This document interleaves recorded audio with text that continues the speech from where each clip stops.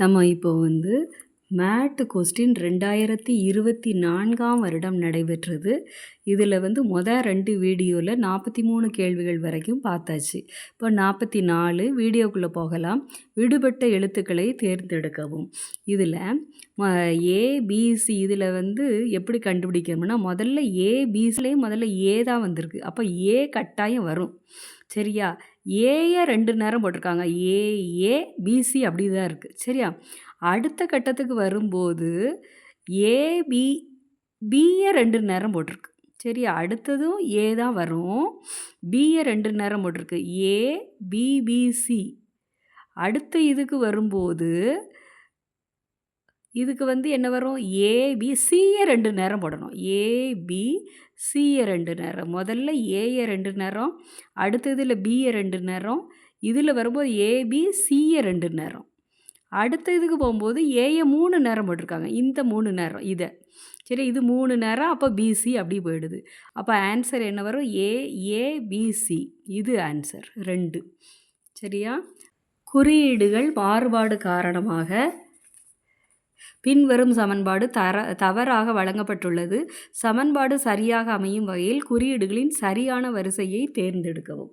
இப்போ இந்த குறியீடை மாற்றி இதை கண்டுபிடிக்கணும். சரியா? முதல்ல இது ஆன்சர்லேருந்து தான் கொண்டு வர முடியும். 5 = 15 வகுத்தல் 9 × 84. இப்போ நான் குறியீடு எடுத்திருக்கேன். குறியீடு என்னது இருக்குது அப்படின்னா, இங்கே பாருங்கள், பெருக்கல் கூட்டல் ஈக்குவல்ட்டு இருக்குது. இப்போ இதை மாற்றி பார்ப்போம். முதல்ல உள்ளதுக்கு பெருக்கலை போடணும். 5 பெருக்கல் 15. அடுத்தது என்னது? கூட்டல் குறி போடணும். கூட்டல் 9 பெருக்கலுக்கு தான் ஈக்குவல்ட்டு போடணும். இந்த 3 குறியை மாற்றணும். இந்த ஈக்குவல்ட்டு வகுத்தல் பெருக்கலை மாற்றுறோம். 5 பெருக்கல் 15 என்ன? 5 25க்கு 5, மீதி 2 75. 75 கூட்டல் 9 எவ்வளவு? 84 ஆன்சர். சரி, அப்போ ஃபஸ்ட்டு 1 கரெக்டு. சரியா? இது புரியுதா? திரும்ப வேணால் பார்த்துக்கோங்க. அடுத்த கணக்கு போவோம். 46 கூட்டல் என்பது வகுத்தல் எனவும், வகுத்தல் என்பது பெருக்கல் எனவும், இப்படி பெருக்கல் என்பது கழித்தல் எனவும் மற்றும் கழித்தல் என்பது கூட்டல் எனவும் கொண்டால் பின்வருவற்றுள் எது சரியானது? இங்கே ஈக்குவேஷன் நம்பரை அப்படி இப்படி வச்சுக்கிறோனோ, இந்த குறிகளை மட்டும் மாற்றணும். சரியா? இப்போ நான் அந்த இதை செஞ்சுருக்கேன். இது கணக்கு 18 கூட்டல் 6 வகுத்தல் 7 பெருக்கல் 5 கழித்தல் 2 = 18. இது 2வது எடுத்திருக்கேன். 2வது தான் கரெக்டாக வருது. அதில் எப்படி செய்யணுங்கிறத சொல்லிடுறேன். கூட்டலை வகுத்தலாக மாற்றணும். அப்போ 18 வகுத்தல் 6 வகுத்தலை பெருக்கலாக மாற்றணும். 7 பெருக்கலை கழித்தலாக மாற்றணும். அந்த 5 அப்படி போடணும். கழித்தலை கூட்டலை மாற்றணும். ஈக்குவல்ட்டு என்ன வருதுன்னு பார்ப்போம். 18 முதல்ல வகுத்தலை செய்யணும். 18 வகுத்தல் 6ன்னா 3 வரும். 3 பெருக்கல் 7 கழித்தல் 5 கூட்டல் 2. அதை அப்படியே எழுதிக்கோங்க. பழகிற வரைக்கும் அப்படி செய்யணும். அடுத்தது மெமரேட்டில் செஞ்சிடலாம். 7 3 அடுத்தது பெருக்கலை செய்யுங்க. 7 3 21 கழித்தல் 5 கூட்டல் 2. அடுத்தது கூட்டுங்க. 21 2 23. இதுவும் இதையும் கூட்டிடணும். அடுத்தது தான் என்ன பண்ணணும்? கழிக்கணும். 23ல் 5 போனால் 18 ஆன்சர். அப்போ இது வருதா? அப்போது ஆன்சர் 2. எப்படி செய்யணும்னு பார்த்துக்கோங்க. சரியா? திரும்பவும் பாருங்கள். அடுத்த கணக்கு போவோம். 47 P என்பது மைனஸ், Q என்பது கூட்டல், R என்பது பெருக்கல் மற்றும் S என்பது வகுத்தல் எனில் இந்த குறியீடு 18 P 4. நான் அந்த கணக்கை அப்படியே எழுதியிருக்கேன்.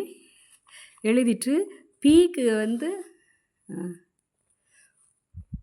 18 அப்படி போடணும். Pக்கு பதிலாக கழித்தல் 4 அப்படி போட்டிருக்கேன். Rக்கு பெருக்கல் 6 அப்படி போட்டிருக்கேன். Sக்கு பதிலாக வகுத்தல் 2 போட்டிருக்கேன். Qக்கு பதிலாக கூட்டல் 3 போட்டிருக்கேன். இப்போ செய்வோமா? 6 முதல்ல வகுத்தலை செய்யணும். போட்மாஸ் விதிப்படி வகுத்தல். அப்போ 6 வகுத்தல் 2 3. அப்போ 18 கழித்தல் 4 பெருக்கல். இந்த பெருக்கலை அப்படி போட்டுக்கிறணும். 3 கூட்டல் 3. அடுத்தது யாரை செய்யணும்? பெருக்கல்.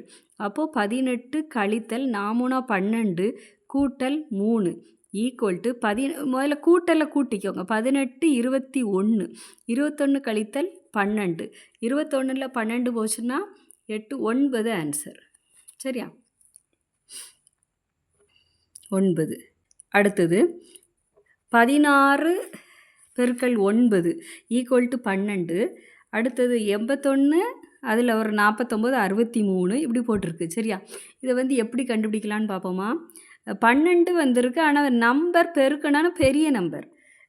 இது வந்து 4 ஸ்கொயர் 16, இது 3 ஸ்கொயர் 9, 4 12 வருதா? அடுத்தது 81, 81ம்போது 9 ஸ்கொயர் 9 ஸ்கொயர், இது 7 ஸ்கொயர் 9 63 வருதா?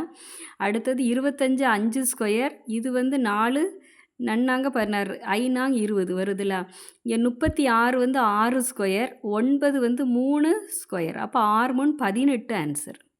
இது ஈஸியாக தான் இருக்குது. என்ன அடுத்தது 1 கூட்டல் 2 உங்களுக்கு இதில் வந்து ஒரு ஃபார்முலா அப்ளை பண்ணியிருக்கு.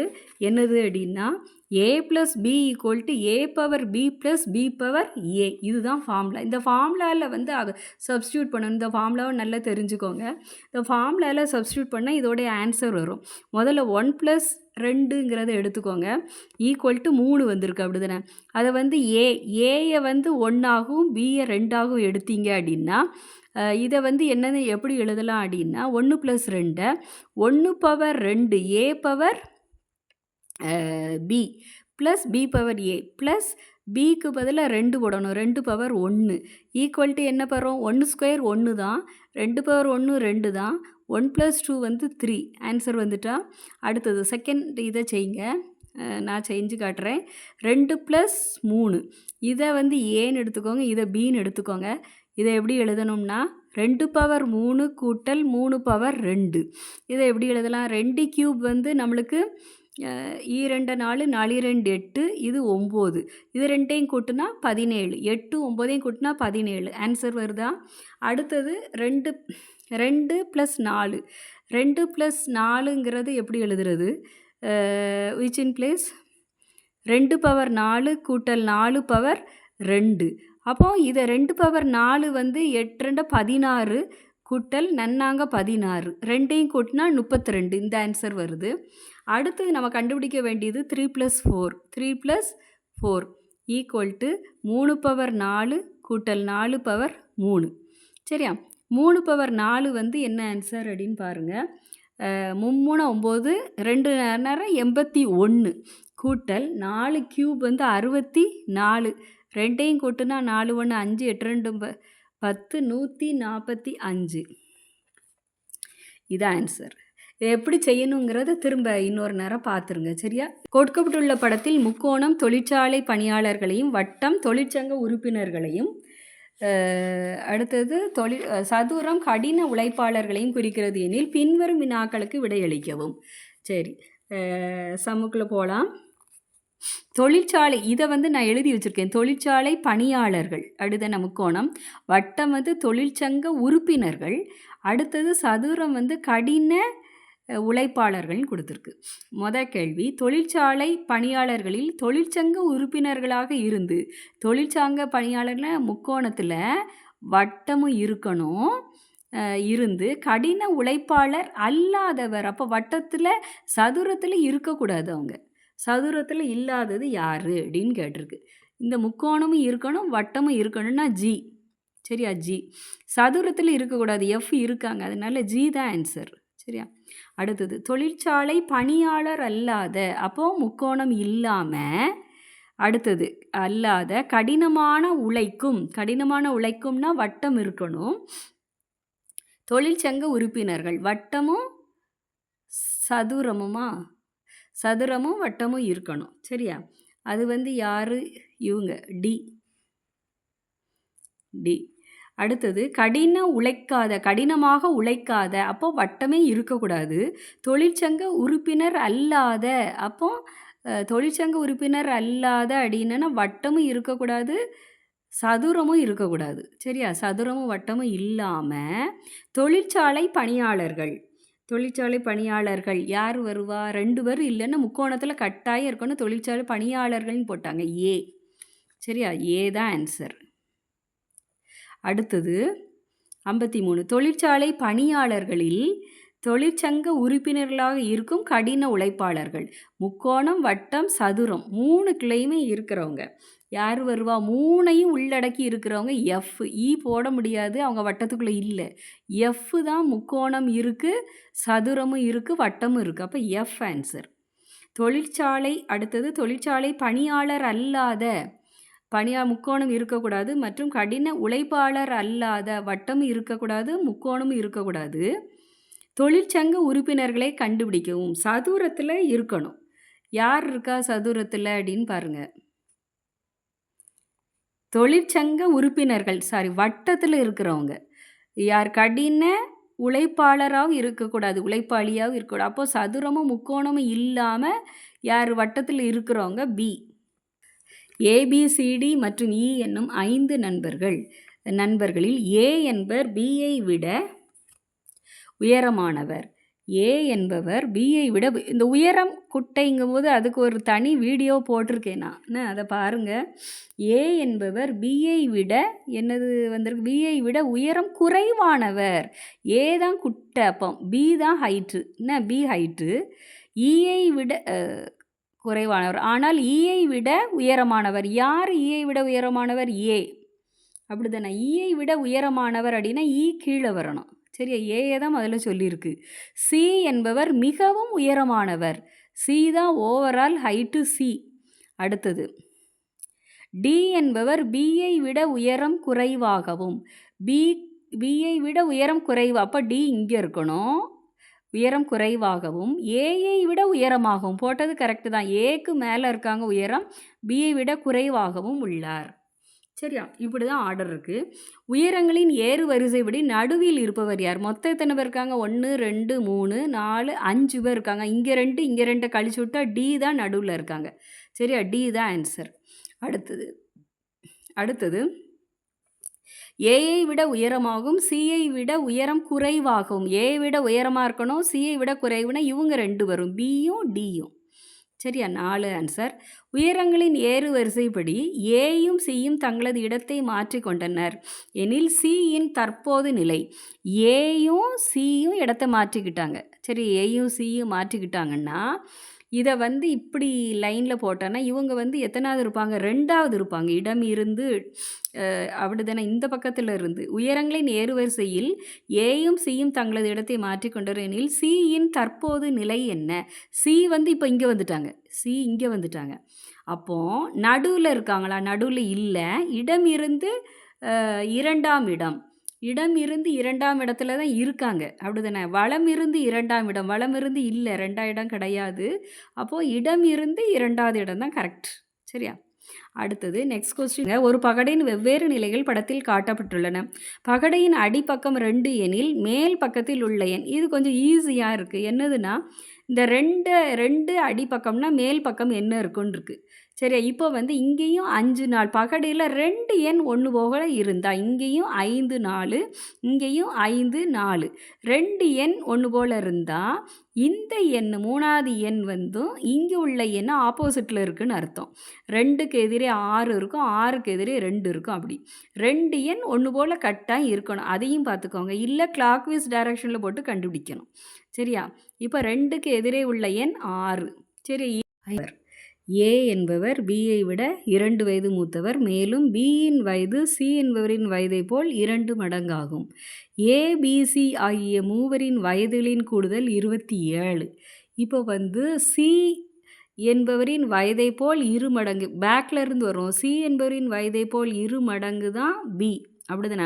அப்போது சியின் வயதை இந்த பாருங்க எக்ஸ்ன்னு எடுத்துக்கிறோம். சியின் வயதை எக்ஸ்ன்னு எடுத்துக்கிறோம். பியின் வயது சியின் வயதை போல் 2 மடங்குன்னா 2x. அப்போது அடுத்தது ஏ என்பவர் பியை விட 2 வயது மூத்தவர். அப்போ பியை விட 2 வயது மூத்தவர். பிக்கு எவ்வளோ வயசு? 2x. மூத்தவர்னு சொல்லும்போது +2ன்னு போடணும். சரியா? அதுக்கப்புறம் இது புரியுதுல? ஏபிசி ஆகிய மூவர் வயதுகளின் கூடுதல் 27. 27ம் போது இந்த கூட்டி பாருங்கள். X plus 2x plus 2x plus 2 equal to 27. இப்போ பியின் வயது என்னன்னு கேட்டிருக்கு. சரி, இதை முடிச்சுட்டு எக்ஸை முடிச்சுட்டு பார்ப்போம். 2 4 இதில் 1 இருக்குன்னு அர்த்தம். 5x + 2 = 27. அப்போ 5x = 27 கழித்தல் 2. அப்போ 27ல் 2 போனால் 25. 5x = 25, x = 25. இது பெருக்கல்ல இருக்கிறனால இங்கே வகுத்தல்ல வரும்.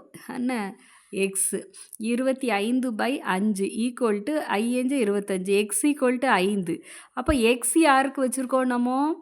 சியின் வயது தான் என்னது 5. அப்போ பிக்கு தான் வயது கேட்டிருக்கீங்க. அப்போது என்ன பண்ணணும்னா பியின் வயது நம்மளுக்கு 2xன்னு எடுத்திருக்கோம். அப்போ 2 × எக்ஸுக்கு பதிலாக 5 போட்டோம் அப்படின்னா 2 10. பியின் வயது எவ்வளவு? 10 ஆன்சர். சரியா? அடுத்தது ஒரு சந்திப்பின் போது 11 பேர் ஒவ்வொருக்கொருவர் ஒரு முறை மட்டும் கை குலுக்கிக் கொள்கின்றனர் எனில் மொத்தம் எத்தனை கை குலுக்கல்கள் நிகழும்? அப்போது 2 பேர் குலுக்கிக்கிறாங்க அப்படி தானே, 2 பேர் குலுக்க முடியும். இதுக்கு ஒரு ஃபார்முலா இருக்குது. அது என்னது அப்படின்னா இந்த இருக்கலாம் என் ஃபேக்டோரியல் பை கே. கே வந்து 2 பேர்னு எடுத்துக்கிறோம். 2 பேர் தானே கை குலுக்குறாங்க. என் வந்து 11 பேர். இப்போ 11 ஃபேக்டோரியல் பை கேக்கு பதில் 2. N minus K, N number of times வந்து 11. 11 மைனஸ் 2 வந்து 9 ஆயிரும். சரியா? இந்த ஃபேக்டோரியல் எப்படி எழுதணும் அப்படின்னா 11 ஃபேக்டோரியல் இந்த ஃபார்முலாஸ் பார்த்துக்கோங்க. 11 × 9 10 × 9 × 8 × 7 × 6 × 5 4 3 2 1 வரைக்கும் எழுதணும். அதுதான் அந்த ஃபேக்டோரியல் போடுறது. அடுத்தது 2 × 1 தான் 2 ஃபேக்டோரியல். அடுத்தது 9 எப்படி எழுதுவோம்னா 9 × 8 × 7 × 6 × 5 × 4 × 3 × 2 × 1. இங்கே உள்ள 9 ஃபுல் 9லேருந்து அவ்வளோத்தையும் அடிச்சு விட்றலாம். இங்கே உள்ளதோட இது டிவிஷனில் இருக்கிறனால மீதி என்ன வரும்? 11 × 10/2 × 1 = எவ்வளோ வரும்? 4 2 I 2 10. அப்போ I 2 10ன்னு சொல்லுவோம். 11 × 5 11 × 5 வந்து ஆன்சர் என்ன வரும்? 55 ஆன்சர். சரியா? 55 மொத்தம் எத்தனை கைக்குலுக்கள் நிகழும்? 55. இதுக்கு வந்து ஃபார்முலா சாந்தி புகைப்படத்தில் இருக்கும் ஒரு பெண்ணை காட்டி, ஒரு பெண்ணை வந்து இப்போ சாந்தியை வந்து நான் வந்து ரவுண்டு போட்டுக்கிறேன். இது வந்து சாந்தி. சரியா? சாந்தி வந்து ஒரு பெண்ணை புகைப்படத்தை பார்த்து காட்டுறா. பெண்ணு அப்படி தானே புகைப்படம் இது. இது புகைப்படத்தை காட்டி என்ன சொல்கிறா அப்படின்னா அவளின் மகனின் தந்தை, அவளுடைய மகன். மகன் சொல்லும்போது கீழே தான் வரும். இது மகன் அப்படிதானே. மகனின் தந்தை, மகனுடைய தந்தை. தந்தைங்கும் போது இங்கே போடணும் அப்படி தானே, மேலே வந்துடும். மகனின் தந்தை, அவளின் மகனின் தந்தை என்னுடைய தாயின் மருமகன். என்னுடைய தாய், இவளுடைய தாய், இது மேலே போகணும் அப்படி தானே. தாய் இங்கே போடுறேன். தாயின், இது தாய், தாயின் மருமகன். அப்போ என்னதாகும்? புகைப்படத்தை பார்த்து தான் இப்படி சொல்கிறா. அப்போ இவங்க 2 பேரும் சகோதரியாக இருந்தால் தான் இவங்க தாய்க்கு இவங்க மருமகன் அப்படின்னா இவங்க சகோதரியோடைய ஹஸ்பண்ட் அப்படின்னு வரும். சரியா? சகோதரி அப்படின்னு தான் ஆன்சர். இதை பார்த்துக்கோங்க. அடுத்தது நான் கிழக்கு திசையை நோக்கி இருக்கிறேன். முதல்ல கிழக்கு திசையை நோக்கி இருக்கிறேன். இது மேற்கு, இது கிழக்கு, இது வடக்கு, தெற்கு. சரியா? கிழக்கு திசையை நோக்கி இப்படி இருக்காங்க. அடுத்தது நான் கடிகார திசையில் 100 டிகிரி. கடிகாரம் இப்படி தான் சுற்றும் அப்படி தானே. 100 டிகிரின்னு சொல்லும்போது கிழக்கு நோக்கி இருக்காங்க. கடிகாரம் இது வரைக்கும் 90. அப்போ 100 இங்கே வரும். 100 டிகிரி திரும்பி பின்னர் 145 கடிகார திசைக்கு எதிர் திசையில் திரும்புகிறேன். எதிர் திசைன்னு சொல்லும்போது இங்கே வந்து 100, இது வரைக்கும் 100 அப்படி தானே. 145ங்கும்போது இந்த இதுக்கு வரும். இங்கே நிற்கிறாங்க. இப்போ திரும்புகிறேன். நான் தற்போது எந்த திசையை நோக்கி இருக்கிறேன்? வடக்கு கிழக்கில் நிற்பாங்க. சரியா? வடகிழக்கில் நிற்பாங்க. வடகிழக்கு ஆன்சர். சரியா? அடுத்தது ரவி என்பவர் தன் வீட்டிலிருந்து மேற்கு நோக்கி. இப்போவுமே நம்ம என்ன போடணும்? திசை தான் போடணும். மேகி. அடுத்தது வடக்கு தெற்கு. சரியா? வடக்கு தெற்கு. அடுத்தது இதில் ரவி தன் வீட்டிலிருந்து மேற்கு நோக்கி 2 கிலோமீட்டர் நடக்கிறார். மேற்கு நோக்கினா இங்கே, சரியா? இங்கே இது வரைக்கும் வந்துட்டார் 2ன்னு வச்சுக்கோங்க. அடுத்தது உடனே தெற்கு திசையில் திரும்பி, தெற்கும்போது கீழே வரணும். கீழே வந்து 4 கிலோமீட்டர் போகிறாரு. 4 கிலோமீட்டர் பயணிக்கிறார். இறுதியாக 3 கிலோமீட்டர் கிழக்கிலும், கிழக்குன்னா இப்படி போகணும். இங்கேருந்து இங்கே இது வரைக்கும் 4, இங்கேருந்து இங்கே 2 தான் இருக்குது. அப்போ இன்னும் கொஞ்சம் போகணும். கிழக்கு நோக்கினா இந்த பக்கம் இப்படி போகிறார் கிழக்கு நோக்கி. இது 1, இது 2, இது 1, 3. அப்போ தான் 3 வரும். 3 கிலோமீட்டர் கிழக்கிலும் மற்றும் மீண்டும் 1 கிலோமீட்டர் மேற்கிலும் நடக்கிறார். இங்கேருந்து திரும்ப 1 கிலோமீட்டர் வர்றார். எங்கே? இந்த இடத்துக்கே வந்த இடத்துக்கே வந்துட்டார். 1 கிலோமீட்டர் மேற்கில்ங்கும்போது இந்த டைரக்ஷனில் இங்கே வந்துட்டார். இப்போ என்ன கேட்டிருக்குன்னா, தற்போது அவர் ஆரம்பித்த இடத்திலிருந்து எவ்வளவு தொலைவில் இருக்கிறார்? ஆரம்பித்த இடம் இதுதான். இதிலிருந்து இங்கே தான் எவ்வளவு தொலைவு? இங்கேருந்து இங்கே 4 கிலோமீட்டர், இங்கேயும் எவ்வளோ இருக்கும்? 4 கிலோமீட்டர் தான் இருக்கும்.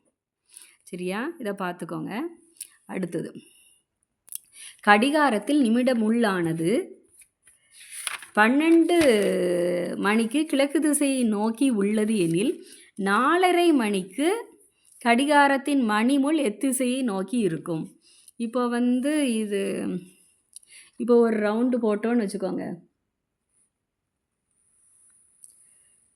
இதில் ரவுண்டு போட்டால் இது வந்து என்னதுன்னு சொல்கிறாங்க, இங்கே வந்து இப்போ 12 மணிக்கு கிழக்கு திசையை நோக்கி இப்படி வச்சோம் அப்படின்னா நம்ம வந்து மேகி அப்படின்னு இப்படி தான் போடுவோம். மேகி, சரியா? மேகி. அதில் மேலே வந்து அப்படி என்ன ஆகிடும்? வடக்கு தெற்கு, சரியா? வடக்கு தெற்கு. இப்போ கிழக்கில் இது வந்து 12, 12னா இது வந்து என்ன ஆயிரும்? 3, இது 6, இது 9 இப்படி வரும். இதில் 4:30 மணிக்கு கடிகாரத்தின் மணிமுள் எத்திசையை நோக்கி இருக்கும்? 4:30, 12 இங்கே, 3 இங்கே. அப்போ இங்கே 4, இங்கே 5ன்னு வச்சுக்கோங்க. இங்கே 4, இது 5. அப்போ 4:30ன்னு சொல்லும்போது எப்படிலாம் இருக்கும்? இப்படி நிற்கணும். எந்த திசையை நோக்கி இருக்கணும்? மேற்கும் தெற்குக்கும் இடையில இருக்கும், அப்படி தானே? அப்போது தென்மேற்கு திசையில் நிற்கும். மணி 6:30 இருக்கும்போது மணிமுள்ளிற்கும் நிமிடமுள்ளிற்கும் இடைப்பட்ட கோணம், சரியா? இப்படி கணக்கு கேட்டால் இதுக்கு ஃபார்முலா இருக்குது. இரு முட்களுக்கு இடையான, இது வந்து ஒரு ஷார்ட்ஸில் போட்டிருக்கேன் பாருங்கள். இரு முட்களுக்கு இடையான கோணம் ஈக்குவல் டு மணிமுட்களின் கோணம் டிஃபரன்ஸ் நிமிடமுள்ளின் கோணம். இது மணிமுள்ளின் கோணம் வந்து எப்படி கண்டுபிடிக்கணும்னா, ஒரு 2 நிமிடம் மணிமுள்ளுக்கு இடைப்பட்ட கோணம் 30 டிகிரி. மணிமுள்ளுக்கிளை. அப்போ 30 டிகிரி இன்று இங்கே எவ்வளவு கொடுத்துருக்கு? 6:30ன்னு நினைக்கிறேன். 6:30. 6:30 எப்படி எழுதுனா 6/30/60ன்னு எழுதணும், சரியா? அப்போ இதை வந்து முதல்ல கண்டுபிடிப்போம். 30 இன்று 6, 30/60 நான் 1/2ன்னு எழுதுகிறேன்.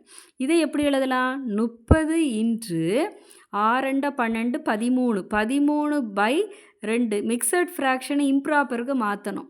அப்போது இது இன்னும் அடி கொடுக்கலாம். 2 15. அப்போ 15 இன்ட்டு 13 என்னது வரும்னு பாருங்கள். 195 வருது. 195. இப்போ அதுக்கும் இது மணிமுள்ளின் கோணம் கண்டுபிடிச்சிட்டோம். 2 மணிக்கு இடைப்பட்ட கோணம் 30 டிகிரியை வச்சு இதை கண்டுபிடிச்சிருக்கோம். நிமிடமுள்ளின் கோணம் வந்து கண்டுபிடிக்கணும். நிமிஷம் ஒவ்வொரு குட்டி ஹேண்டுக்கும் இடைப்பட்ட கோணம் எவ்வளவுன்னா 6 டிகிரி. அப்போ 6 இன்ட்டு இங்கே என்ன இது கொடுத்துருக்காங்க? 6:30. இந்த புள்ளிக்கு அப்புறம் எந்த நிமிடம் கொடுத்துருக்கோ அதால் பெருக்கிறணும். 30ன்னு கொடுத்துருக்காங்க. அப்போ 30 இன்ட்டு 6 எவ்வளவு? 6 18, 180 டிகிரி. அப்போ அந்த 195லிருந்து இரு முட்களுக்கு இடையேயான கோணம் எவ்வளவு வரும்? 195லிருந்து 180 கழிக்கணும். கழிச்சா எவ்வளோ வரும்? 15 டிகிரி ஆன்சர், சரியா? 15. 15 கொடுத்துருக்கா? 3 ஆன்சர், சரியா? அடுத்தது, பின்வரும் தொடரில் தவறான எண்ணை கண்டுபிடிக்கவும். 7 வந்து 8க்கு பக்கத்தில் 2 கியூப் அப்படி வருது, சரியா? 2 கியூப் -1, 2 கியூப் -1.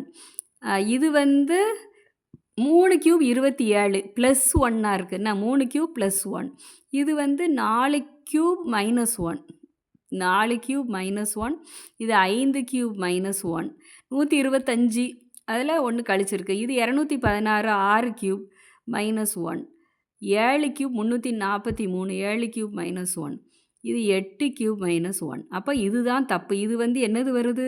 3 கியூப் + 1 வருது. 3 கியூப் + 1ன்னு வருது. 28 தான் தப்பு. சரியா? அடுத்தது 67.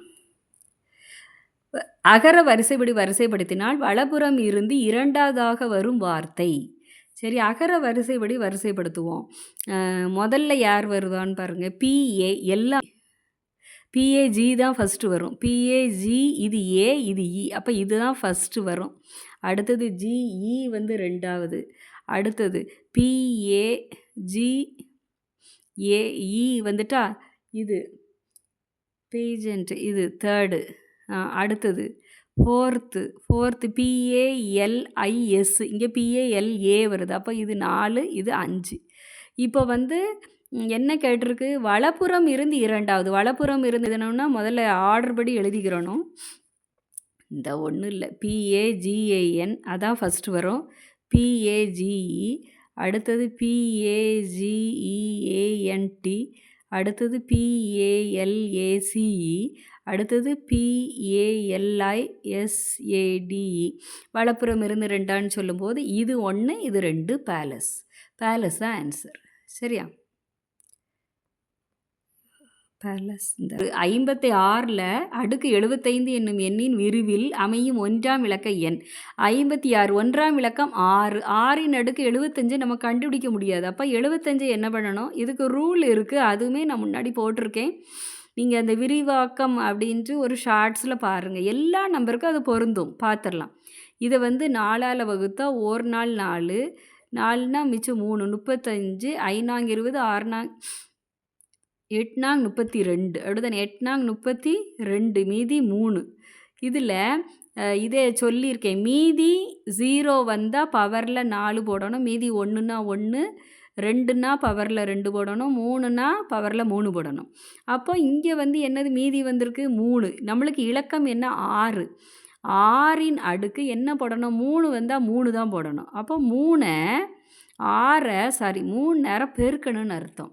பெருக்குனா 6ல் தான் முடியும். அப்போ 6 தான் நம்மளுக்கு ஆன்சர். 6 36. 216. 216 அப்படின்னா 6ல் தானே முடியுது 1ஆம் இலக்கம். அப்போ 1 6 ஆன்சர்.